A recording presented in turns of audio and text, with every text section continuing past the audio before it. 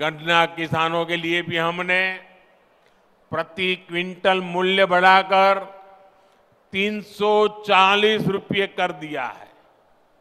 यहां की राज्य सरकारों का आलम यह है कि वो अभी तक बंद पड़ी निजाम शुगर फैक्ट्री को शुरू नहीं कर पाए हैं, लेकिन हमने करीब 6,400 करोड़ रुपए खर्च करके रामागुंडम फर्टिलाइजर फैक्ट्री फिर से शुरू कर दी। इस फैक्ट्री में आज 75,000 टन यूरिया बन रहा है। इससे किसानों का फायदा तो हो ही रहा है, युवाओं को रोजगार भी मिल रहा है। अब अगले 5 वर्षों में हमें किसानों को समृद्धि की नई ऊंचाई पर लेकर जाना है। साथियों, पहले देश में विकास से जुड़े वायदों को सबसे बड़ा चुनावी झूठ माना जाता था, लेकिन इन 10 वर्षों में विकास भारत की सबसे बड़ी पहचान बनकर के उभरा है। आज भारत के आधुनिक इंफ्रास्ट्रक्चर की चर्चा पूरी दुनिया में होती है।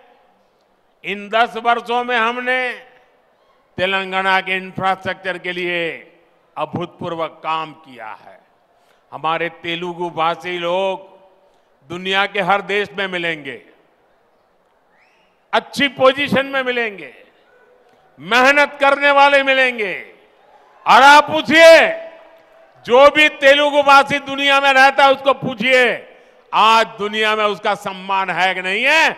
वो सीना तान करके कहेगा, मैं जहां भी जाता हूं हिंदुस्तान का गौरव होता है। हमने यहां करीब 25,000 करोड़ रुपए खर्च करके नेशनल हाईवेज बनवाए हैं।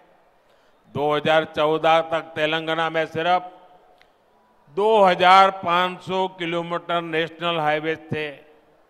जरा आंकड़ा याद रखिए, 2014 के पहले यानी देश आजाद हुआ तब से लेकर के 75 साल 70 साल जो भी है समय, सिर्फ 2,500 किलोमीटर। ये उनका काम देखिए और ये मोदी का कमाल देखिए। हमने केवल 10 वर्षों में 2,000 किलोमीटर नेशनल हाईवे बना दिए। करीमनगर से वारंगल के बीच 2,500 करोड़ रुपए के 4 लेन प्रोजेक्ट जैसे विकास के काम यहां हुए हैं। हम तेलंगाना के रेलवे स्टेशनों को भी आधुनिक बना रहे हैं, यहां वंदे भारत कनेक्टिविटी बढ़ा रहे हैं। साथियों, आने वाले 2 जून को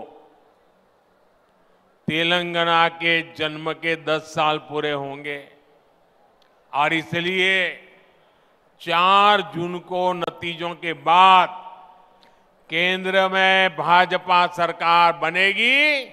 वो देश के साथ ही तेलंगाना के अगले दशक का भी भाग्य बनाएगी। इसलिए अगले 5 वर्ष तेलंगाना के लिए बहुत अहम है।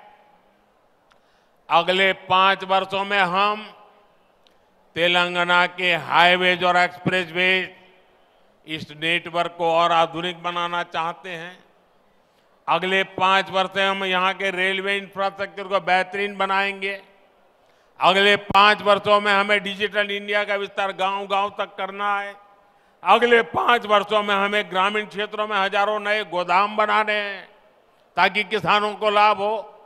अगले 5 वर्षों में हमें घरों पर ज्यादा से ज्यादा सोलर पैनल लगवाने हैं ताकि बिजली बिल 0 हो जाए। और इस सब में तेलंगाना और तेलंगाना के प्रतिभाशाली युवाओं की बहुत बड़ी भूमिका होगी। यह 18वीं लोकसभा का चुनाव है। 18 साल के ऊपर के हर युवा को विकसित भारत के लिए वोट करना है।